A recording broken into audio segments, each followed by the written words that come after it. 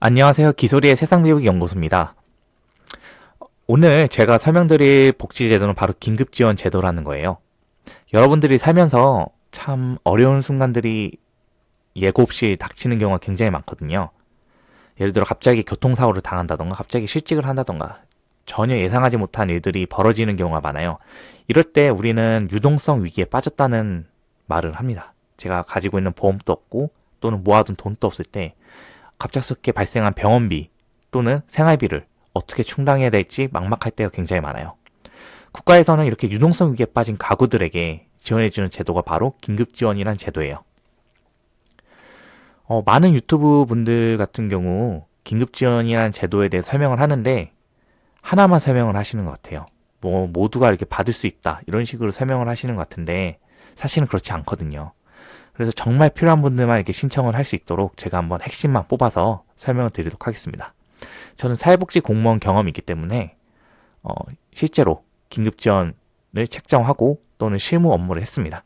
그렇기 때문에 제가 말씀드린 게 정확하다는 거 신뢰를 가지고 한번 제 강의를 들어주세요. 일단은 강의 순서를 좀 말씀을 드릴게요. 첫 번째가 이제 바로 대원칙, 긴급지원의 대원칙이 있는데 이러한 원칙들에 대해서 설명을 드릴 거고 그 다음에 가장 중요한 위기사유라는 것들에 대해서 설명을 드릴게요. 국가에서는 대체 어떠한 경우 위기사유라고 판단하는지 지침을 통해서 제가 말씀을 드리도록 하겠습니다. 제가 말씀드리는 지침 같은 경우는 직접 현장에서 공무원들이 보고 있는 지침들이에요. 그러한 지침을 해서 직접 발췌한 필요한 내용을 발췌했기 때문에 정확한 정보입니다. 그 다음이 이제 바로 소득 자격을 보는데요. 가장 중요한 게 이제 위기사유죠. 그 다음이 이제 소득 자격이에요. 많은 유튜버 분들이 여기서 실수를 많이 하세요. 소득 자격만 갖추면 거의 된다는 식으로 많이 설명을 하시더라고요. 하지만 더 중요한 게 위기사유입니다. 사실은 소득 자격은 그렇게 중요하지 않은 것 같아요. 제가 봤을 때는. 왜냐면은 다른 복지 제도에 비해서 긴급지원 제도 같은 경우는 소득 자격이 그렇게 타이트하진 않거든요.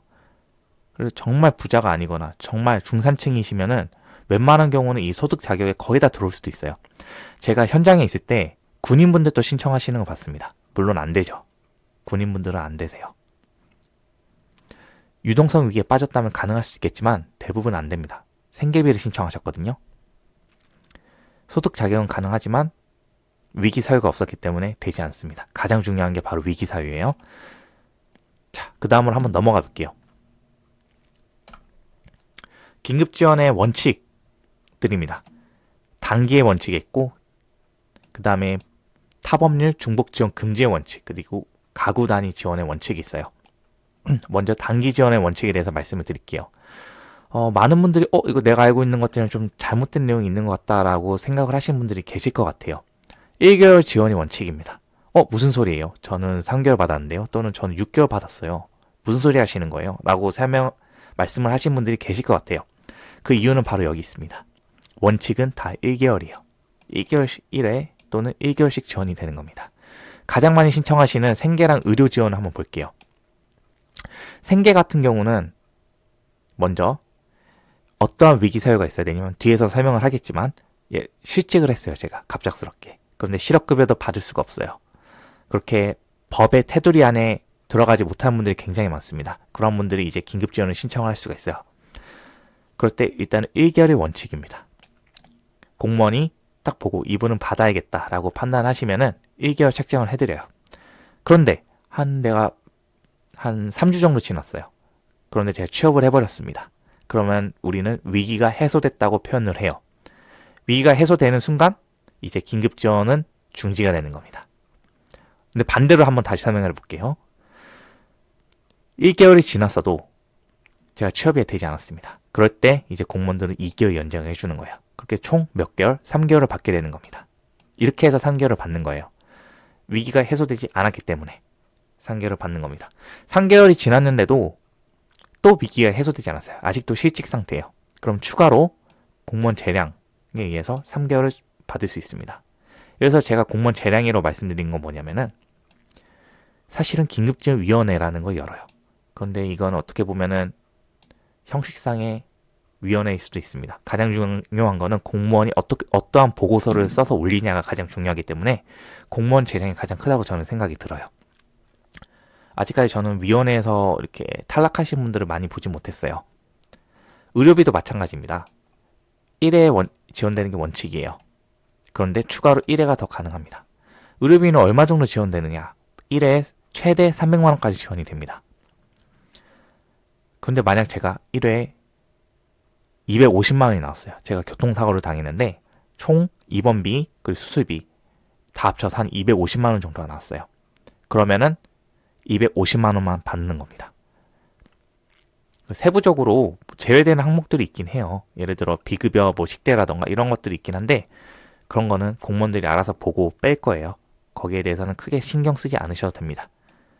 그런데 만약 500만원이 나왔어요. 그럼 어떻게 될까요? 그럴 때 이제 연장이 되는 겁니다. 의료 지원은 이런 식으로 연장이 되는 거예요. 300만원이 초과됐을 때 추가로 1회 총 최대 600만원까지 지원이 되는 겁니다. 600만원 이상 나오게 되면 어떻게 될까요? 그럴 때는 안타깝게도 긴급지원 제도에서는 크게 많이 받지 못할 것 같아요. 그럴 때는 건강보험공단의 재난적 의료비라던가 이런 것들을 신청해 보는 게 더 좋을 것 같아요. 일단 이렇다는 거. 그 다음 이제 타법률 중복 지원 금지의 원칙이라는 게 있습니다. 가장 중요한 게 이제 국민기초생활보장법, 의료급여에 대해서 제가 먼저 한번 설명을 드릴게요. 긴급지원이 종류가 총 이렇게 4가지가 있어요. 지저분하니까 한번 제가 지워볼게요. 이렇게 총 4가지가 있는데 국민기초생활보장법에도 생계비라는 게 있습니다. 생계비라는 게 있는데 여기도 이제 생계비 지원이 있죠. 긴급지원 생계비를 받으면서 국민기초생활보장법 생계비를 받을 수 있을까요? 받을 수 있습니다. 그런데 긴급지원 생계비는 중지가 되실 거예요. 그렇게 중복돼서 받을 수 없다는 거. 그게 바로 중복 지원 금지의 원칙입니다. 그럼 의료급여는 뭘까요? 무슨 소리예요? 저 의료급여 수급자인데 의료 지원을 받은 적이 있어요. 원칙은 안 됩니다. 원칙은 안 되는데 어떤 경우 가능하냐? 의료급여 수급자 같은 경우는 만약에 입원을 하게 되면은 대부분이 다 무료로 진행되는 경우가 많을 거예요. 아주 소량의 그냥 본인 부담금만 내면은 소액의 본인 부담금만 내면 가능할 거예요. 그런데 비급여 부분이 있거든요. 의료급여에서 혜택이 되지 않은 비급여 부분이 있는데 그런 경우 이제 의료비 지원이 가능합니다. 예외적으로 가능한 거예요. 어떤 문구가 있냐면은 의료급여법을 적용하고서도 그 본인이 과도하게 의료비를 부담해야 될 경우 예외적으로 가능하다. 뭐 이런 식으로 되어 있어요. 문구가 있어요. 공무원들이 보는 이런 Q&A라는 게 또 있거든요. 책자가. 거기 이런 식으로 나와 있습니다. 그 Q&A가 뭐냐면은 이제 공무원들이 지침에 나오지 않은 특이한 경우들이 많잖아요. 그런 것들이 이제 보건복지부에 문의를 한 거예요. 그러한 자주 문의한 것들만 딱 모아서 만든 게 바로 Q&A라는 책자가 있는데 그 책자에 이런 식으로 나와 있습니다. 사실은 안 돼요. 사실은 안 되지만 예외적으로 가능할 수도 있다. 이런 것들이 있고 그 다음에 이제 가구 단위 지원의 원칙이에요. 대체 얼마 받는데? 사람들이 가장 많이 생각하는 게 바로 생계비거든요. 일단은 1개월 받는 거 일단 알겠어. 그런데 얼마를 받는데? 48만원 정도를 받아요. 48만 8,800원. 이건 매년 올라가고 있어요. 그리고 2인가는 82만 6천원을 받습니다. 근데 48 곱하기 2를 해보세요. 거의 한 100만원 정도 되잖아요. 그런데 2인은 82만 6천원을 받습니다. 이건 왜냐하면 가구 단위 지원이기 때문이에요. 생계비를 이렇게 받기도 하는데 그러면은 지원할 때도 마찬가지인가요? 당연합니다. 예를 들어서 여러분 같은 경우는 당사자, 실직을 한 당사자 같은 경우 혼자예요. 만약 혼자면 가능할 수도 있어요. 그런데 부모님이랑 같이 살아요. 그럼 또 불가능한 겁니다. 부모님이 왜냐하면 소득 활동을 한다면 불가능합니다. 이러한 경우가 있고요. 그 다음으로 한번 다시 넘어가 볼게요. 그리고 가장 아까 제가 강조를 했던 긴급지원의 위기사유라는 게 있잖아요. 이렇게 되게 많습니다. 국가에서는 이러한 경우 위기로 보겠다는 거예요. 갑작스럽게 소득을 상실한 경우, 실직이죠. 중한 질병 또는 부상을 당한 경우, 사고를 당했거나 또는 질병에 걸렸거나 이런 경우, 주소득자 또는 부소득자 실직, 또 실직이 나오네요. 보건복지부령을 정하는 기준에 따라서 지자체 조례를 정한 사유가 발생한 경우. 이건 뒤에서 설명을 드릴게요. 그 밖에 보건복지부 장관이 정하여 고시한 경우. 1번 주소득자와 이혼한 때. 이게 어떤 경우냐면은 예를 들어 3인 가구예요. 남편, 아내, 그리고 아이. 그런데 남편만 직장을 다녀요. 그런 경우가 굉장히 많죠. 그런데 이혼을 했어요. 그리고 아내는 아이와 나가서 살아요. 그런데 당장 취업할 때까지 돈이 없어요. 이렇게 유동성이 부족해지잖아요. 그럴 때 지원을 해준다는 뜻입니다. 이러한 지원을 받기 위해서는 뭐 혼인관계 증명서라던가 그러한 공인된 증명서를 제출을 해주셔야 돼요. 그리고 2번 단전된 경우, 전류 제한기를 부설한 경우 포함. 이런 경우인데요. 이게 굉장히 지자체 조례와 연관이 많습니다. 지자체 조례는 이제 각 지자체마다 조례로 긴급 지원의 사유를 정할 수가 있거든요. 가장 많이 정하는 게 바로 이러한 경우와 연계된 게 굉장히 많아요. 어떤 게 연계가 되냐? 바로 6개월치 건강보험료가 체납된 경우, 또 위기 사유를 봅니다. 당연한 거겠죠. 전기료도 낼 정도로 가난하거나 위기가 발생했어요. 그럴 때는 위기 사유를 보겠습니다. 라고 하는 거예요. 또는 건강보험료조차도 내지 못할 정도로 유동성이 부족해요. 그것 또한 위기 사유로 보겠습니다. 라는 겁니다. 또 그렇게 보는 경우도 있고 어떠한 경우도 있냐면은 3개월치만 보는 경우도 있어요. 건강보험료 3개월치 체납 또는 단전 3개월치 해서 총 6개월만 보는 경우도 있고요. 이건 지자체마다 달라요. 그렇기 때문에 해당 동사무소로 가서 한번 여쭤보시는 게 가장 좋아요. 제가 있던 지자체 같은 경우는 6개월치 건강보험료 체납 하나가 있었고 또 다음 게 뭐가 있냐면은 3개월 건강보험료 체납 또는 3개월 단전된 경우 이런 식으로 말씀을 드려요. 그리고 가장 많이 신청하는 게 뭐냐면 바로 교정시설, 출산자가 생계 곤란을 겪는 경우입니다. 교정시설을 막 나왔어요. 취업을 해야 하긴 하잖아요. 그런데 분명히 시간이 필요할 거예요.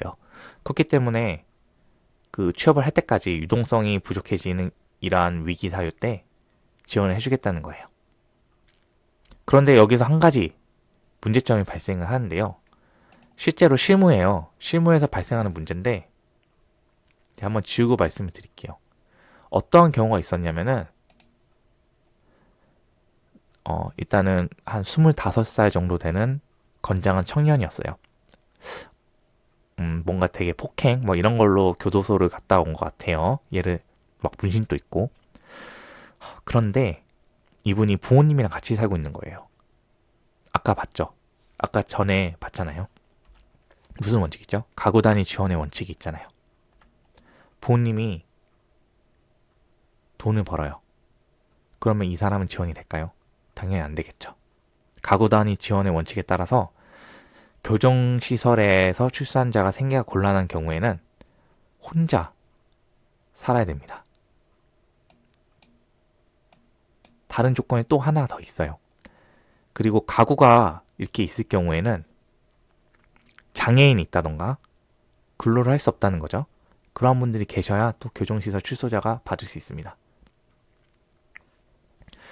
그리고 많이 또 물어보는 것 중 하나가 6번과 7번이에요. 코로나로 인해서 자영업자나 또는 프리랜서 분들이 받는 거예요. 그런데 이거는 곧 사라질 거거든요. 이건 한시적으로 코로나 지금 거의 다 아직 끝나진 않았지만 거의 회복되어 가고 있잖아요. 우리나라 경제. 코로나 때문에 뭐 경제가 휘청거린다 이런 말들은 많이 들어간 상태잖아요. 그리고 6, 7번은 사라질 겁니다. 왜 그렇게 자신 있게 얘기하죠? 라고 여기 한시라고 돼 있잖아요. 이건 그대로 긴급지원 제도 지침에서 그대로 가져온 거예요. 그렇기 때문에 이건 곧 사라질 겁니다. 자, 제가 다시 한번 정리를 해볼게요. 자, 가장 중요한 게 긴급지원에서 아까 뭐라고 했죠? 대원칙이 있고, 그 다음에 가장 중요한 게 위기 사유가 발생을 해야 된다는 거죠. 그 다음에 이제 소속 자격인데요. 소속 자격은 누구나 다 들어갈 수도 있어요. 아까 말씀드린 군인도 있을 거고 공무원도 있을 거고. 하지만 그런 분들은 도와드리지 않습니다. 그리고 이렇게 원칙이 있고 위기 사유가 있었다는 거. 위기 사연이 이렇게 된 거 한번 천천히 잘 읽어보세요. 내가 여기에 해당이 되셔야 돼요. 무작정 나 너무 힘들어요 도와주세요 그러면 안 됩니다.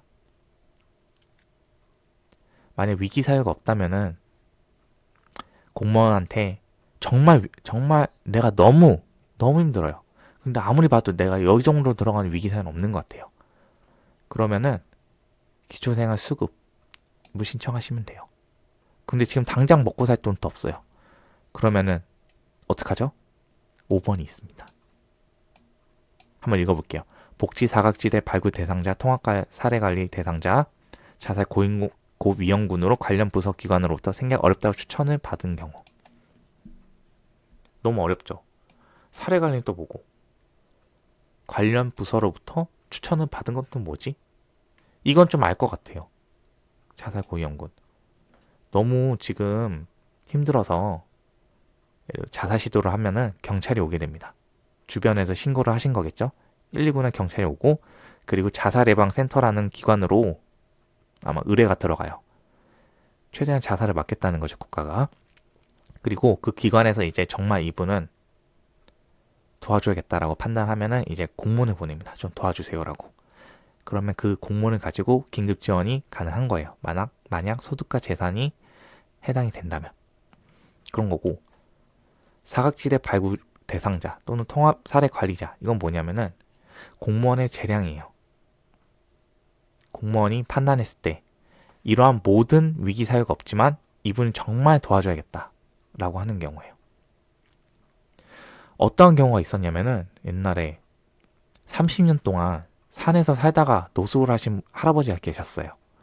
그러다가 어떠한 이유에서 다시 도시로 내려오게 됐어요. 한번 물어보니 몸이 좀 안 좋으시대요. 그래서 이분 같은 경우는 아무것도 사유가 없는 거예요. 그냥 산에서 내렸기 때문에 뭐 이렇게 교정시설에서 들어온 것도 아니고 산에 있었으니까 뭐 단련될 이유도 없었겠죠. 또는 뭐 이렇게 일을 한 적이 없으니까 뭐 소득 활동을 해서 뭐 실직을 한 것도 아니겠죠. 몸은 아프지만 그렇다고 중한 질병까지는 아니에요. 걸어서 오셨잖아요.